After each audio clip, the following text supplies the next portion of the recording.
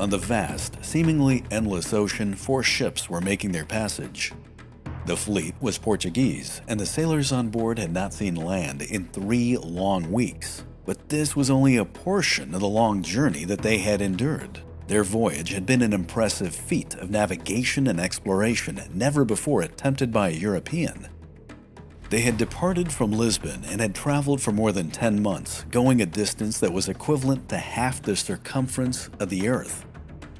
The commander was a man named Vasco da Gama. He had been appointed directly by the King of Portugal for this task. He and his men together had made their way around Africa and then onwards into the vast unknown that was the Indian Ocean. For da Gama, this mission was more than just procuring a piece of the lucrative spice trade for his king. It was also a mission to secure a foothold for his religion. But his expedition had come very close to complete disaster numerous times.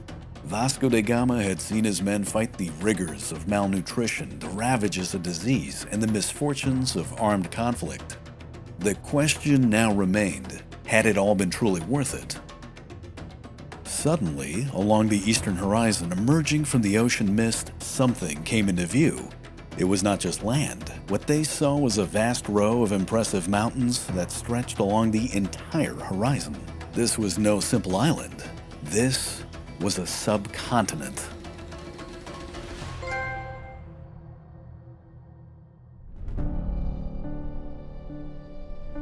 In the final years of the 15th century, dramatic changes were happening in the Iberian Peninsula. Bartholomew Diaz had rounded the tip of Africa, and Pero de Covilhã had made it to the city of Calicut in India. The combined discoveries that these explorers had made put Portugal on the verge of extrapolating the ultimate goal, finding a sea passage to the lucrative spice markets of the Indian subcontinent. However, King John II of Portugal was forced to divert his attention and patronage away from discovery and exploration to the political arena. He was embroiled in vicious campaigns of crusade in North Africa. In 1491, his only son and heir was killed in an accident, prompting problems of succession. And the very next year, 1492, the Portuguese king would face a humanitarian crisis. It was that year that neighboring Castile and Aragon had completed the Reconquista by defeating the last kingdom of Islam in Iberia. They soon afterwards expelled the Jews, many of whom would find refuge in Portugal. But this relocation would put a considerable strain on the Portuguese crown. However, these events were soon to be eclipsed by one of the greatest flashpoints in history. It was on March 3, 1493, that a ship struggled into the harbor of Restelo, a small village near Lisbon. The name of the ship was the Santa Maria, and on board was a Genoese explorer sailing under the flag of Spain. His name was Christopher Columbus, and he carried word of a vast new world that he had just stumbled upon. Now, some argue that Columbus intentionally landed in Portugal to rub his discovery in King John II's face. The king, after all, had previously rejected his expedition. Others say that the Genoese captain barely made it to land. Either way, a confrontation with Spain seemed inevitable as word of Columbus's voyage spread throughout Europe. King John immediately laid claim to the new territory that Columbus had just discovered, citing a violation of a prior treaty. As a result, he began to tremendously expand the Portuguese navy. Spain likewise also geared up for war, but knowing that the Portuguese navy was bigger, the Catholic monarchs, Isabella and Ferdinand, decided to appeal to the Pope to intercede. The pontiff at the time was Alexander VI, the Borgia Pope, who had managed to come to power just the year before. He was considered a Spaniard, technically Aragonese. The man was instrumental in putting Isabella on the throne. The two were on excellent terms, and this is perhaps the reason why the Castilian queen had cunningly chosen this path. The Pope would pass several papal bulls to literally establish spheres of influence for the two Iberian powers. Though it needs to be mentioned, these documents heavily favored Castile. Kristen Downey in the book The Warrior Queen explains what happened next. Quote, "The Portuguese naturally were not happy with the Pope's ruling. Queen Isabella and King João of Portugal therefore negotiated their own division of the globe.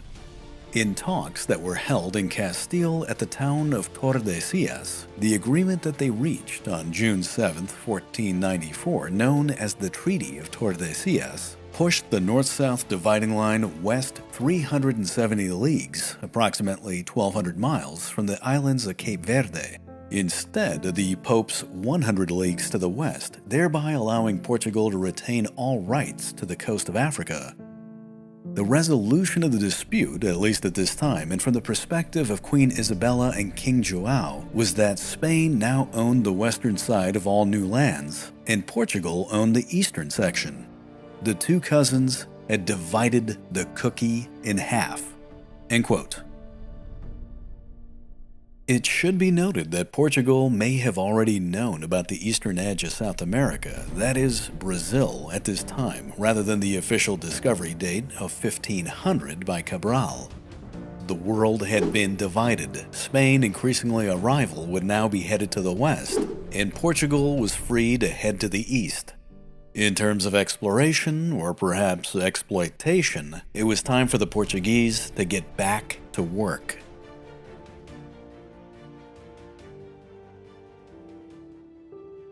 King John II would reinvigorate his plans to find a sea passage to India, but he would never see his campaigns come to light. In 1495, John II, once regarded as the perfect prince, at the age of 40, died without an heir. His first cousin, Manuel, who would be known as the Fortunate King, would come to power. Roger Crowley, in his book The Conquerors, describes him well. Quote, "The new king had inherited a streak of messianic destiny that ran deep in the Portuguese royal house of Aviz. Christened with the name Emmanuel, that is, God is with us, he saw mystical significance in his coronation. He was 26 years old, and it had taken extraordinary circumstances to place him on the throne, that is, the death or exile of 6 people. He saw his kingship as a sign that he had been chosen by God. The India plan, which had faltered in the later troubled years of King João's reign, became the primary outlet of Manuel's ambition. He firmly believed that he, and he alone, had inherited the mantle of his granduncle, Enrique the Navigator." End quote. In the General Council of December 1495, King Manuel faced opposition from his nobility about engaging in any long-term voyages. His response was to decisively overrule them. Instead, he appointed a man of minor nobility to take command of a new fleet that he had just assembled. Its mission was to find the yet elusive sea route to the spice markets of India. The man that the king had chosen to do this job was named Vasco da Gama. Vasco da Gama was born in 1460 in the city of Sines, Portugal. His father, Estevão da Gama, and his mother, Isabel Sodré, had 5 sons, of which Vasco was the middle child. However, there is very little known of his childhood. As he matured, he was regarded as being intelligent, excellent with mathematics, and well-versed with navigation. It was also said of him that he had a very short temper. Indeed, as his life story would unfold, he increasingly embraced the dark side. At the age of 20, he pursued a military and religious path. Like many members of his family, he joined the ranks of the Order of Santiago, and in time he would become a fervent defender of the faith. Thus, throughout his adult life, he would always have a formidable hatred of Islam. The Portugal that da Gama was brought up in was rapidly changing. Lisbon had become a remarkable port. It was abuzz with activity, vibrant with exotic goods. King Manuel had taken the throne to a kingdom that now had over 80 years worth of cutting-edge maritime experience, from exploration to trading to shipbuilding. It showed in the people. Portuguese sailors were eager to expand their trading empire. It also showed in the vessels that were being built in the ever-expanding shipyards. Portugal wasn't just producing ships of exploration, they were bigger, faster, and increasingly better armed. High-quality bronze cannons and swivel guns had become commonplace, manned by German and Flemish gunners, giving new voyages a decisively offensive capability. Vasco da Gama was given 4 ships by the crown. 2 were carracks, named after archangels, the São Rafael and the São Gabriel. One was a caravel named the Berrio, and the last was a large supply ship. No expense was spared on equipment. The ships carried the best maps, astrolabes, and cannon. The Gama was given 2,000 gold cruzados, a massive sum, as was his brother Paulo, who would command the São Rafael. Accompanying him would be a host of extremely competent sailors, including Bartholomew Diaz, the first explorer to round the tip of Africa, and joining them would be his brother, Diogo Diaz. July 8, 1497 was considered an auspicious day by the court astrologers. On the banks of the Tagus, or the Tejo River near Lisbon, Da Gama led his men to the water in a sacred procession flanked by priests and the nobility. With much fanfare, the crews were taken aboard their ships, and soon the fleet was underway. Within 1 week, they had made it to the Canary Islands. With favorable winds at their back, they were able to push further south, but shortly thereafter, a thick fog blinded the fleet, which became separated. However, Vasco da Gama had given instructions for exactly this type of contingency. A rally point had been established on the island of Santiago in the Cape Verde archipelago. By July 26th, the fleet had been reassembled. For the next week, the ships remained docked at Santiago, taking in fresh supplies and as much water as they could hold. It was here that Bartholomew Diaz decided to remain. It was not until August 7th of 1497 that the fleet departed. Now, using the knowledge of the ocean currents and the pattern of the winds established by the work of Bartholomew Diaz and other Portuguese explorers, the expedition would now take an absolutely astonishing course. Roger Crowley explains, quote, "The expedition was about to embark on a maneuver for which there was no known precedence. Some 700 miles south of the Cape Verde archipelago, about 7 degrees from the equator, instead of following the familiar contours of the African coast, the Gabriel and its following vessels turned their rudders to the southwest and plunged into the center of the Atlantic in a huge looping curve. The land behind them vanished. The ships drove onwards briskly into the unknown and were swallowed up in the vastness of the ocean." Gama's course followed the counterintuitive truth established by Bartholomew Diaz 9 years earlier, that to round Africa it was necessary to swing away out into the ocean to pick up the westerly winds in order to carry the ships past the Cape of Good Hope. But the Gabriel's course was a huge magnification of the earlier experiment. By doing this, it was evident that by the end of the century, Portuguese navigators must have had a clear idea of how the winds of the southern Atlantic worked. End quote. The course that the fleet took was a vast arc out into the Atlantic. Whereas Bartholomew Diaz on his journey had been away from land for 30 days, this portion of their voyage would last 93 and covered a distance of over 4,500 miles. To give this modern context, that's like flying from Lisbon to New Delhi.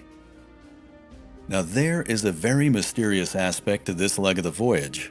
2 weeks in, on August 22nd, the chronicler Alvaro Vello documented seeing birds, signifying proximity to land. Then his journal of events goes silent for 2 months. Could there have been nothing of significance to note during this time? Or, as some have theorized, had the voyage come into contact with the eastern coast of South America, and was the lack of documentation a means of the Portuguese crown to keep this knowledge hidden from its rivals? The resolve of the crew was tested to the extreme during this time. Food began to rot, fresh water became scarce, fever, dysentery, malnutrition, and scurvy would claim many lives. Once they had made it past the equator, even the reassuring North Star was lost behind the horizon. Then, on November 4th, 1497, the African coast was spotted and the fleet came to anchor at St. Helena Bay. Now granted, this was northeast of the Cape of Good Hope, but they still had made it a long way. The ships were eventually repaired and supplies were procured. Now, when the pastoral people of the area were encountered, the Gama initially approached them with good intentions. However, hostility would eventually break out, leading to several armed skirmishes. For Vasco, this was a turning point on his outlook. Increasingly, away parties would be heavily armed. The Gama's temperament had changed to shoot at even the slightest provocation. On December 2nd, 1497, the fleet arrived at the Bay of the Cowherds, where Bartholomew Diaz had previously made landfall. By December 15th, they had passed Diaz's last Padrao, that is his final stone marker. The passage to India now lay before them. The fleet proceeded to hug the eastern coast of Africa, but as they went, scurvy set in with a vengeance. The disease would ravage the crew. Crowley gives us insight, quote, "The symptoms of scurvy were advanced, and many of the crew were in a ghastly state. Their hands, feet, and legs were monstrously swollen. Their bloody and putrid gums grew over their teeth. As a result, most of the men could no longer eat. The smells were atrocious, wounds no longer healed, and the men of the fleet began to die." End quote. On January 22, 1498, the debilitated fleet reached the delta of a massive river. It was here that hippopotamuses and crocodiles were seen. This was the mighty Zambezi River, and it would save the expedition from complete annihilation. It wasn't so much the clean air and the medical interventions which the crew figured was the reason why everyone was getting better, but rather the abundance of fruit that was found along the banks of the river with the critically needed vitamin C. For a month, the fleet anchored off the delta and recuperated. A Padrao dedicated to Saint Raphael was placed. Eventually, the ships left the Great River behind on February 24th, but a few days later, on March 2nd, they spotted a large bay. When the caravel, the Berrio, was sent in to investigate, she ran aground on a sandbank. As the crew attempted to get her free, they were approached by men in canoes who invited them to come into the bay. The language that they spoke, however, was unmistakable. It was Arabic. Unknown to Da Gama and his crew, the Zambezi marked the beginning of the lands belonging to the Sultan of Mozambique, a country that was Muslim. The Portuguese had now just entered into a vast new world. The Indian Ocean, after all, is 30 times the size of the Mediterranean, which mirrored its complexity. Roger Crowley once again puts it incredibly well. Quote, "Unlike Columbus, the Portuguese had not burst into silent seas. For thousands of years, the Indian Ocean had been the crossroads of the world's trade, from Canton to Cairo and from Burma to Baghdad. This was all done through a complex interlocking of trading systems, maritime styles, cultures, and religions, not to mention a series of important hubs. Malacca on the Malay Peninsula, larger than Venice, for goods from China, Calicut on the western coast of India for pepper, Ormuz, gateway to the Persian Gulf and Baghdad, Aden at the entrance of the Red Sea and the routes to Cairo, which was the nerve center of the Islamic world. It dispatched gold and slaves from Africa, incense and dates from Arabia, horses from Persia, opium from Egypt, porcelain from China, sulfur from Sumatra, diamonds from the Deccan Plateau. No one had a monopoly on this terrain. It was too extensive and complex. It constituted a vast and comparably peaceful free trade zone. Over half the world's wealth passed through its waters in a commercial commonwealth. God, it was said, had given the sea in common." End quote. Vasco da Gama and his crew would face a very steep learning curve. As they entered the bay, they docked at a town in Mozambique. This wasn't just a small village. It was a sophisticated city dotted with buildings, a vibrant port, and mosques. The Sultan peacefully approached them, confusing the Portuguese as being Muslim traders. Vasco da Gama, to his credit, played along to sustain the ruse. But their credibility soon came into question as their ships were in a deplorable state, and the gifts that da Gama could offer, brass bells, coral, modest cloth, were no more than trinkets to the Sultan and his administrators.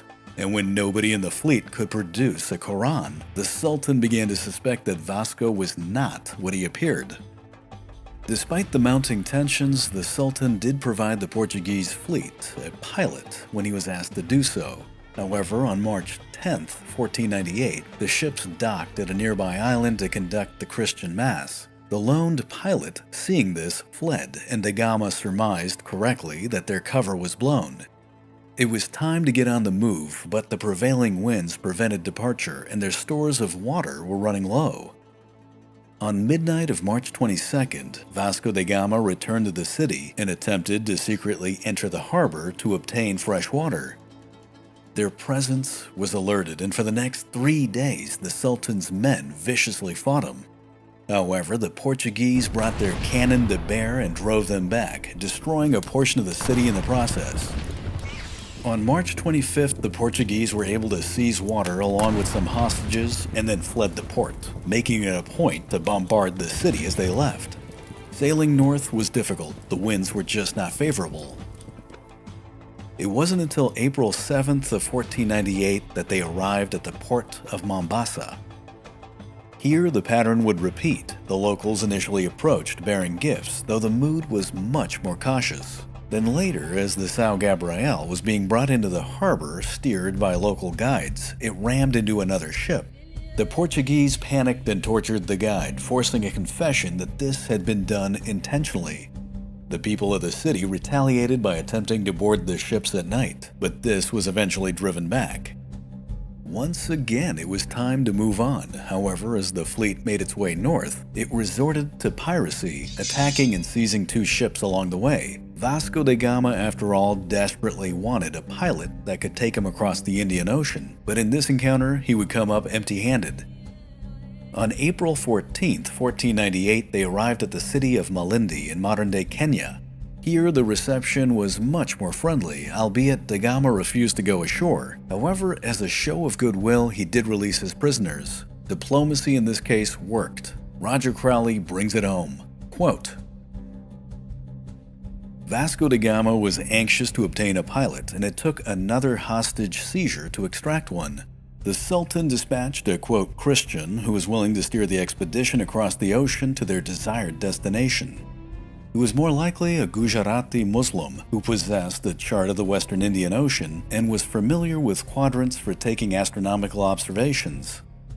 500 years later, Arab captains would still be cursing this pilot's name, who was the first to let the Portuguese into the secrets of the ocean's navigation. Eventually, the locals would refer to the Portuguese by the derogatory Hindi name for foreigner. They would call them the Ferengi. End quote. On April 24, 1498, the Portuguese departed Malindi. With the monsoon winds at their back, they left the African coast well behind them.